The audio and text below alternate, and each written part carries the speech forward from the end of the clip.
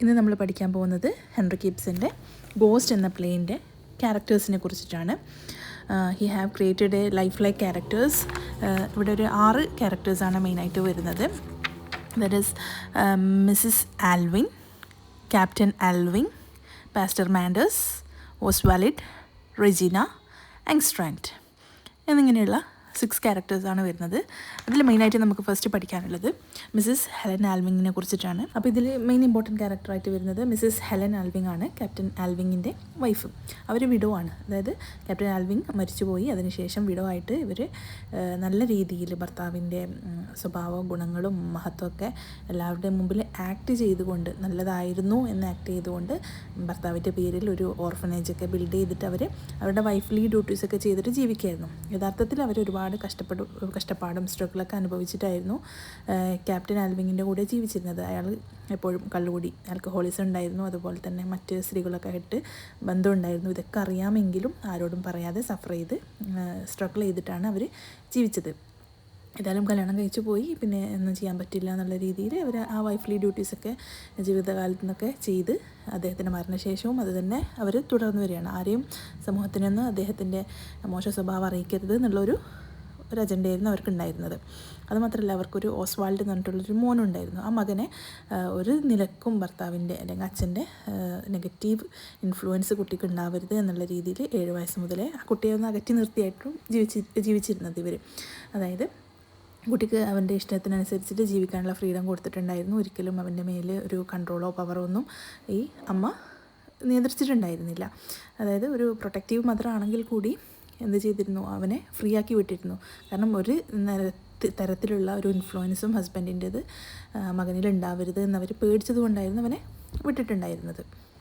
Captain ആൽവിങ്സ് home എന്ന് പറഞ്ഞിട്ടുള്ളൊരു ഓർഫനേജും കൂടി അദ്ദേഹത്തിൻ്റെ മരണശേഷം മിസ്സിസ് ആൽവിങ് ബിൽഡ് ചെയ്തു. കാരണം എല്ലാവരും, സമൂഹം മൊത്തം അറിയാനും അദ്ദേഹത്തിൻ്റെ നല്ല സ്വഭാവമായിരുന്നു, അല്ലെങ്കിൽ അദ്ദേഹത്തിന് ഒരു ഗ്രേറ്റ്നെസ് ഉണ്ട് എന്നുള്ളത് മനസ്സിലാക്കാൻ വേണ്ടിയിട്ട് അവരങ്ങനെ ചെയ്തിട്ടായിരുന്നു ജീവിച്ചിട്ടുണ്ടായിരുന്നത്.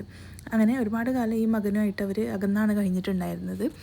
പക്ഷേ അച്ഛൻ്റെ അതേ സ്വഭാവം ഇല്ലാതിരിക്കാൻ വേണ്ടിയിട്ടാണ് കുട്ടിയെ മാറ്റി നിർത്തിയിട്ടെങ്കിലും പിന്നീട് മനസ്സിലാക്കിയത് എന്താണെന്ന് വെച്ചാൽ അച്ഛൻ്റെ ഹെറിഡിറ്ററി ആയിട്ടുള്ള സിഫിലിസ് രോഗം ഈ മകനെ പിടിപെട്ടിട്ടുണ്ട് എന്നുള്ളതാണ്. അപ്പോൾ ഈ രോഗം പിടിപെട്ട സമയത്ത് മകനും അമ്മയും കൂടി ഒന്നിച്ചാണ് ജീവിക്കാൻ തുടങ്ങിയത്. അപ്പോൾ അമ്മ പറയണം, അത്രയും വർഷം മകനെ ശുശ്രൂഷിക്കാനോ അല്ലെങ്കിൽ നോക്കാനൊന്നും പറ്റിയിട്ടില്ല. അസുഖമായ സമയത്ത് കൂടെ വരികയും ആ അമ്മ എന്ത് വേണമെങ്കിലും ചെയ്തു തരാമെന്നുള്ള രീതിയിൽ ആ കുട്ടിയെ വളർത്തുന്നതൊക്കെയാണ്. അപ്പോൾ അച്ഛൻ്റെ യാതൊരുവിധ ഇൻഫ്ലുവൻസും കുട്ടിക്ക് ഉണ്ടാവരുത് എന്ന് ആഗ്രഹിച്ചെങ്കിലും പിന്നീട് അച്ഛൻ്റേതായ രോഗം, ഹെറിഡിറ്ററി ആയിട്ട് കിട്ടുന്ന ഒരു രോഗം സിഫിലിസ്, അതൊരു സെക്ഷൽ രോഗമാണ്, സെക്ഷൽ ഓർഗൻസിലൂടെ പകരുന്നതാണ്. അപ്പോൾ അത് ഹെറിഡിറ്ററി ആയിട്ട് മകനിക്ക് കിട്ടിയെന്നുള്ളതാണ് യാഥാർത്ഥ്യം. മകനെ അകറ്റി നിർത്തി വളർത്തിയതാണെങ്കിൽ പിന്നീട് കുറേ കാലങ്ങൾക്ക് ശേഷം കണ്ടപ്പോൾ അച്ഛൻ്റെ കുറേ ക്യാരക്ടറിസം അല്ലെങ്കിൽ മാനറിസം ഒക്കെ ഈ മകനിക്കുണ്ട് എന്നുള്ളത് അവർക്ക് പിന്നീട് മനസ്സിലാവുകയാണ്. അപ്പോൾ പാസ്റ്റർ മാൻഡേഴ്സ് എന്നുള്ളത് വേറൊരു ക്യാരക്ടറാണ്. ആ പാസ്റ്റർ മകനെ കണ്ടപ്പോൾ പറയാണ്, ക്യാപ്റ്റൻ ആൽവിങ്ങിൻ്റെ അതേ മാനറിസവും കാര്യങ്ങളൊക്കെയാണ് അവനിലുള്ളത് എന്ന് പറയുമ്പോൾ അത് ഒരു നിലക്കും അക്സെപ്റ്റ് ചെയ്യാതെ മിസ്സിസ് ആൽവിങ് നിൽക്കുന്നുണ്ട്. അപ്പോൾ പാസ്റ്റർ മാൻഡേഴ്സ് ഇതിങ്ങനെ പറഞ്ഞുകൊണ്ടേയിരുന്നപ്പോൾ അവർക്ക് അവരുടെ സത്യം റിവീൽ ചെയ്യുക എന്നുള്ളതല്ലാതെ വേറൊന്നും പറ്റിയിട്ടുണ്ടായിരുന്നില്ല. കാരണം അവർ ഓർഫനേജ് എസ്റ്റാബ്ലിഷ് ചെയ്തത് തന്നെ മെമ്മറി ഓഫ് ഹെർ ലേറ്റ് ഹസ്ബൻഡിനെ വേണ്ടിയിട്ടാണ്. എല്ലാവരും യഥാർത്ഥ സത്യത്തിൽ നിന്ന് ആളുകളുടെ അറ്റൻഷൻ മാറ്റാൻ വേണ്ടിയിട്ടാണ് ഓർഫനേജൊക്കെ അവർ ബിൽഡ് ചെയ്തിട്ടുള്ളത്. അപ്പം അവർ ആ കളവിൽ തന്നെ അല്ലെങ്കിൽ ആ ലയിൽ തന്നെ ജീവിച്ചുകൊണ്ടിരിക്കുകയാണ്, സത്യം ആരും അറിയരുത് എന്നുള്ളൊരു ആഗ്രഹത്തിൽ. അപ്പോൾ ഈ ഒരു അവസരത്തിൽ മകനെക്കുറിച്ച് പറഞ്ഞപ്പോൾ പാസ്റ്റർ മാൻഡേഴ്സിനോട് അവൾക്ക് എല്ലാ സത്യങ്ങളും തുറന്നു പറയേണ്ടി വന്നു.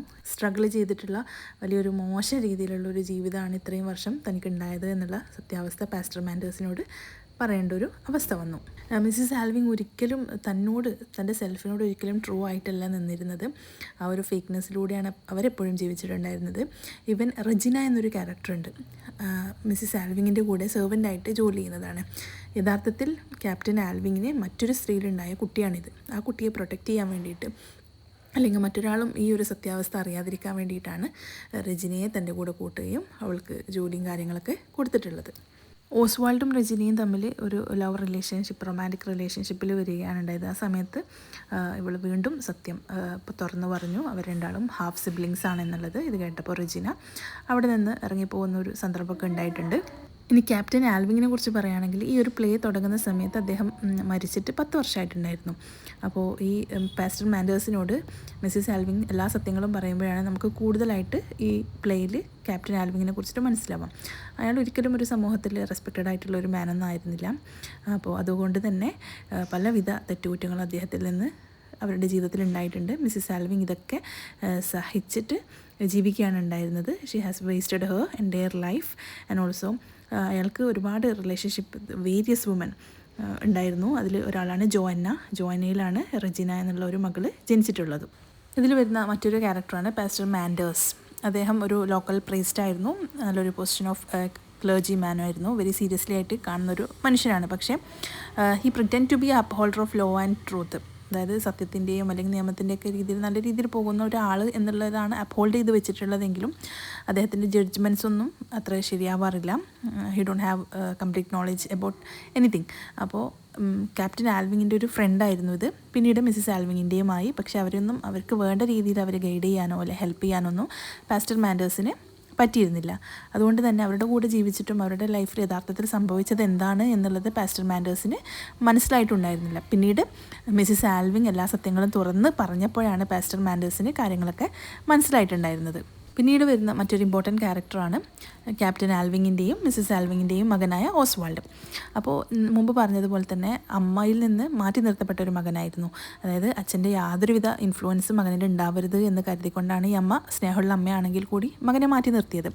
പക്ഷേ പിന്നീട് അസുഖമായി, അതായത് ഇൻഎസ്കേപ്പബിൾ പവർ ഓഫ് ജെനറ്റിക്സ് എന്നാണ് ഇതിൽ പറയുന്നത്. അതായത് എത്രയും അകറ്റി നിർത്താൻ ശ്രമിച്ചിട്ടും അച്ഛൻ്റെ അതേ അസുഖം മകനെ പിടിപെട്ടു. ഹെറിഡിറ്ററി ആയിട്ട് കിട്ടുന്ന സിഫിലിസ് എന്നുള്ള ഒരു സീരിയസ് ആയിട്ടുള്ള അസുഖം മകനെ പിടിപെട്ടു. അപ്പോൾ അങ്ങനെയാണ് അമ്മയിലേക്ക് എത്തുന്നത്. അപ്പോൾ അമ്മയുമായിട്ടൊരു അറ്റാച്ച്മെൻറ്റും കാര്യങ്ങളൊന്നും ഈ മകനില്ല. അമ്മക്ക് നേരെ തിരിച്ചാണ്, അറ്റാച്ച്മെൻ്റ് ഉണ്ട്, പക്ഷെ അവർക്ക് ഒരുപാട് കാലം ഒന്നിച്ചില്ലാത്തതിൻ്റെ ആ ഒരു ഗ്യാപ്പ് ഫീൽ ചെയ്തിട്ടുണ്ടായിരുന്നു. അപ്പോൾ ഈ മകൻ പറയുന്നത് എന്താണെന്ന് വെച്ചാൽ he believes that the brightness of his life would be dimmed. അതായത് അയാളുടെ ജീവിതത്തിലുള്ള വെളിച്ചമൊക്കെ അമ്മയുടെ കൂടെ ആണെങ്കിൽ നശിച്ചു പോകുന്നുള്ള രീതിയിലായിരുന്നു മകൻ്റെ ഒരു കാഴ്ചപ്പാട്. അപ്പോൾ വീട്ടിലുള്ള സെർവൻ്റ് ആയിട്ടുള്ള റെജിനയായിട്ടായിരുന്നു കമ്പനി. അങ്ങനെ അവർ റൊമാൻറ്റിക് റിലേഷൻഷിപ്പിലൊക്കെ അകപ്പെടുകയാണ് നല്ലത് എന്നുള്ള ഒരു രീതിയിലേക്ക് അദ്ദേഹം എത്തുകയാണ്. അടുത്തൊരു ക്യാരക്ടറാണ് Engstrand. Engstrand was a carpenter by profession. അദ്ദേഹമാണ് ഒരു ഓർഫനേജൊക്കെ ക്യാപ്റ്റൻ ആൽവിങ്ങിൻ്റെ മെമ്മറിയിൽ ബിൽഡ് ചെയ്യാൻ വേണ്ടി റെസ്പോൺസിബിൾ ആയിട്ടുള്ളത്. അദ്ദേഹത്തിൻ്റെ മെയിൻ മോട്ടീവ് എന്ന് പറയുന്നത് ക്യാഷാണ്, മണി, ഫിനാൻസ് ആണ്. അപ്പം അതിനുവേണ്ടി എന്തും ചെയ്യും. അപ്പോൾ ഹി മാരീഡ് ജോഅന്ന എന്ന് പറയുന്നത് നമ്മുടെ റെജിനയുടെ മദറാണ്. അപ്പോൾ റെജിനയെ ഗർഭിണി അയക്കുന്ന സമയത്ത് തന്നെ പ്രഗ്നൻ്റ് ആണെന്ന് അറിഞ്ഞുകൊണ്ട് ഫിനാൻഷ്യൽ റീസണിന് വേണ്ടിയിട്ട് പൈസ കിട്ടാൻ വേണ്ടി ജോഅന്നയെ ഇദ്ദേഹം ഇൻസ്റ്റന്റ് കല്യാണം കഴിക്കുന്നുണ്ടായിരുന്നു. അങ്ങനെ രണ്ടാളും ഒന്നിച്ച് ജീവിച്ചു. റെജിന വളർന്നു വലുതായപ്പോൾ അദ്ദേഹത്തിന്റെ മോട്ടീവ് എന്തായിരുന്നു വെച്ചാൽ അവളെ വിൽക്കണം, so that she may attract some sailors and therefore add to his profit. അയാൾക്ക് ലാഭം കിട്ടാൻ വേണ്ടിയിട്ട് അവളെ വിൽക്കണം എന്നുള്ളതായിരുന്നു. പിന്നെ അദ്ദേഹം ഒരു കള്ളൂടിയനായിരുന്നു, ആൽക്കഹോളിസം ഉണ്ടായിരുന്നു, ഡ്രങ്കൺ പേഴ്സൺ ആയിരുന്നു. അതുപോലെ തന്നെ he was portrayed as a careless man, ഒന്നും ശ്രദ്ധയില്ലാത്ത ഒരാളായിരുന്നു. Because an incident is reported where he had nearly caused an accident to the orphanage ഒരു നശിക്കുന്ന രീതിയിലുള്ള ഒരു ആക്സിഡന്റ് പോലും അദ്ദേഹത്തിന്റെ ആ ഒരു കെയർലെസ് സ്വഭാവം കൊണ്ട് സംഭവിച്ചിട്ടുണ്ടായിരുന്നു. അപ്പോൾ ഇത്രയൊക്കെയാണ് നമുക്ക് ക്യാരക്ടേഴ്സിനെ കുറിച്ചിട്ട് മെയിനായിട്ട് ഈ പാഠത്തിൽ പഠിക്കാനുള്ളത്.